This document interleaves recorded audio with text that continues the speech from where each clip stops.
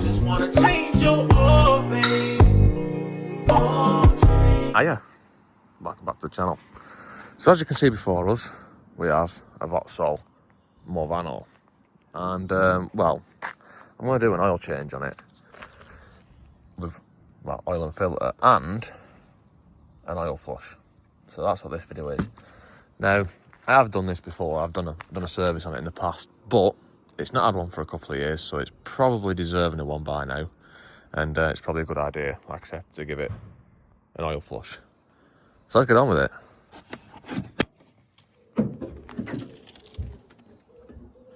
Yes.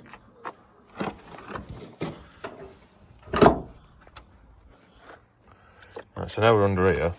I need to put this in, but first, I want to have a look at how much oil's actually in it, because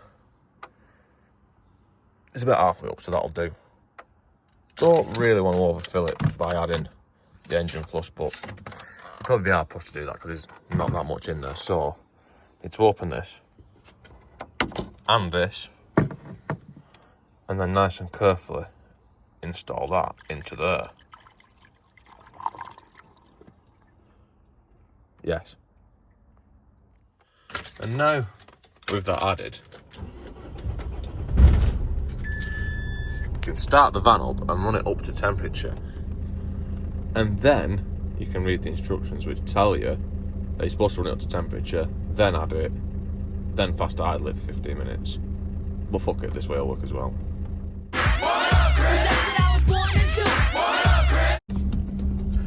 And being a diesel, it's probably going to take a while to get up to temperature, which it did, but it's got there now. So I'm just going to fast idle it for a little bit longer, but not too long, because I don't really fancy running out of fucking fuel. And then we're going on with dropping oil, and I think that'll do. And so now I get the pleasure of going underneath it, because the oil filter is underneath it. And if I remember right from last time, it's in a proper dick of a place, which it is. So, trying to explain where it is. So, if you're underneath the van, this is a rear-wheel drive one. If you're underneath here, then there's this big brace underneath from one side of the chassis to the other. And then you've got the engine above it. And then where the gearbox joins to the engine, on the left-hand side, is just in front of that. And it is a 27mm. And it's really good fun to get to.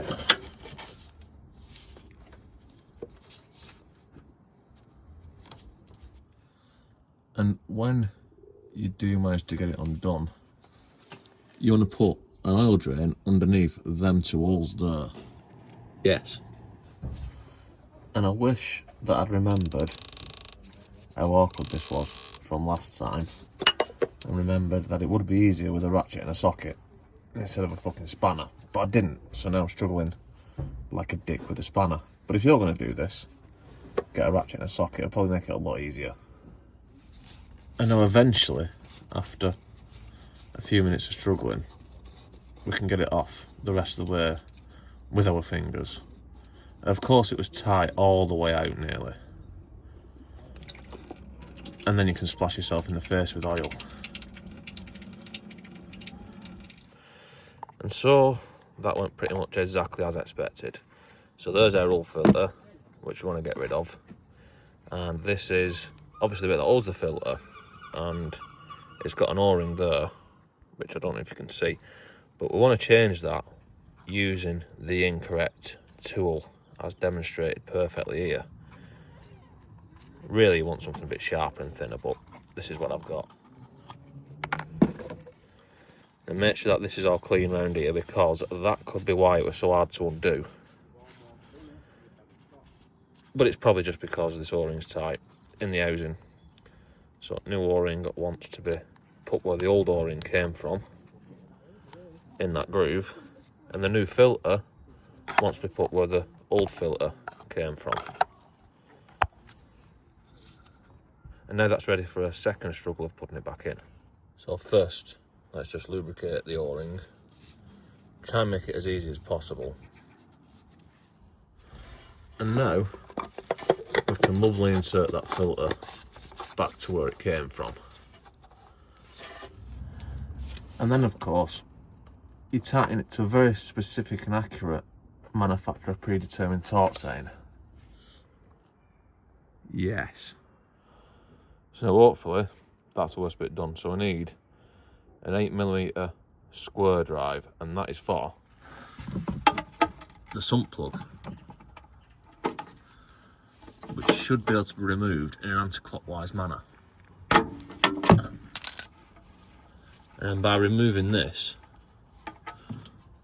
we uninstall the old engine oil. And then once it's finished draining, obviously you're going to put the sump plug back in, because if you don't, then when you put the new oil in, that's going to fall out too. So put that back in with a new copper washer on it, which I think is 14mm, and then torque it up to spec. Click. And now hopefully we've finished rolling about on the fucking floor and we can put some oil in it. Yes. Just have to do it this way.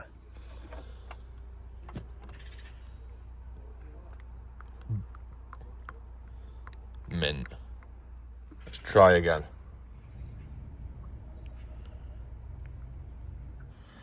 So that's one full drum, so that's 5 litres, minus a little bit I dropped. And I think this set's more like 7, so I'll put a little bit more of this one in, and then we'll check it. But unfortunately, this being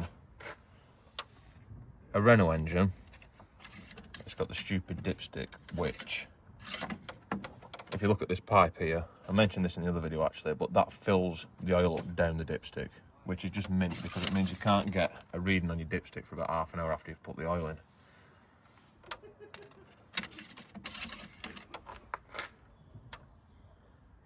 Yes. I mean, it's just covered in oil, all the way up to the top. What a waste of time.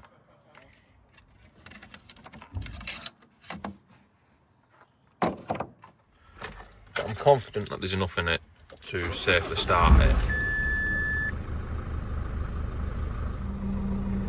Yes. And so now, I'm pretty much done.